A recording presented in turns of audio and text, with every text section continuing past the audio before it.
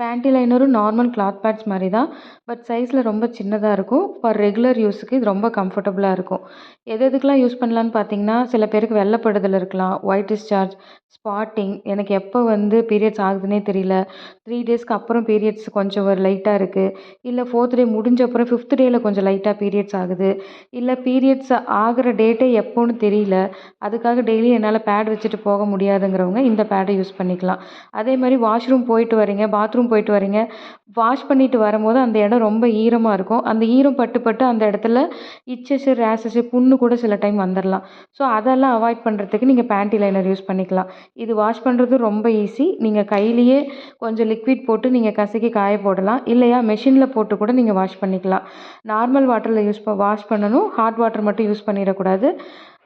நல்லா வெயில்ல காய வச்சு டெய்லி யூஸ்க்கு நீங்க யூஸ் பண்ணிக்கலாம். 2 இயர்ஸ் வரைக்கும் வாஷ் பண்ணி யூஸ் பண்ணிக்கலாம். உங்களுக்கு பேட் வேணும்னா இந்த நம்பருக்கு வாட்ஸ்அப் பண்ணுங்க. பீரியட் கிளாத் பேட்ஸ் வேணும்னாலும் வாட்ஸ்அப் பண்ணுங்க.